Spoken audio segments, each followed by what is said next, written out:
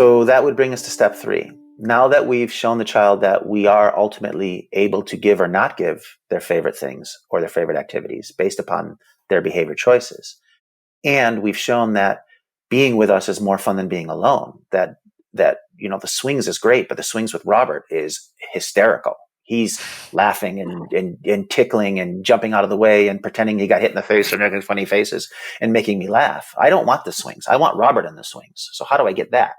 And once the child is trying to pull you into their fun, now you're going to find that you're in a better teaching position, because rather than trying to pull the child to learn from you, they're pulling you, trying to get more from you.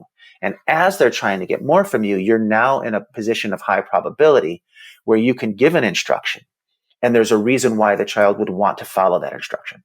So if a child is taking me and saying, come, push me on the swings, push me on the swings, and I say, sure, touch your nose, or sure, give me a high five, they're going to be much more likely to go, oh yeah, or yeah, because I want you to do something. Under the desire for engagement, they're going to be more likely to cooperate with whatever simple instructions I give them. So step 3 talks about how and when you actually give instructions. It says, show the child that you can be trusted. Say what you mean and mean what you say. Always follow through on instructions you give, but pick your instructions wisely and choose to give them at the right times with the right language. The 3 basic things that I talk about with this is give your instructions under high probability when you already know what the child wants from you, when there's already a motivator and a reason why they would do it. Because like we said earlier, if you don't know why they would do it, they probably won't.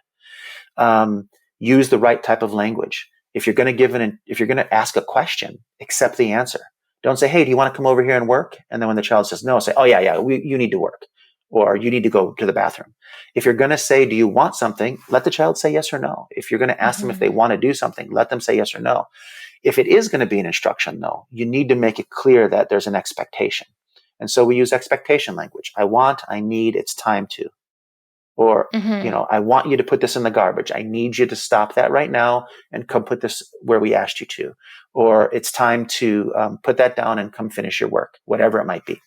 And when there's expectation language, then we can follow through, because now we've given that child, we've set that event, that now there's going to be a consequence, positive or negative, depending on what you do. Now.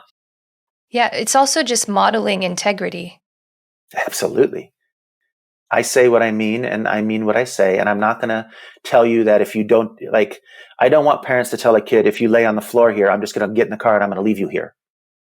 Because all that child, the first time they might get up out of fear and they might come with you and you might think, oh, that worked. But one of these days, they're going to be motivated enough to not want to get up. And when you don't leave them and they say, oh, well, I don't have to believe what they're saying. Why should I trust what he's saying? Because he's just going to show me that it's not true. You're right. Integrity is what we're working for. Have integrity in the way that you work with your child and the way that you play with your child. If you're doing step 3 correctly, it's coming out of step 2. You're playing, you're having fun, you're making life better. The child now wants something from you and you go, oh, here's my opportunity. Yeah, do me a favor, give me a high five or tap this table or whatever learning goal you want to work on that's easy for them to be able to engage in, because we're trying to set up a system, like we're trying to earn their willingness to cooperate with more challenging things down the road. We start with simple and easy. You've been watching Autism Knows No Borders.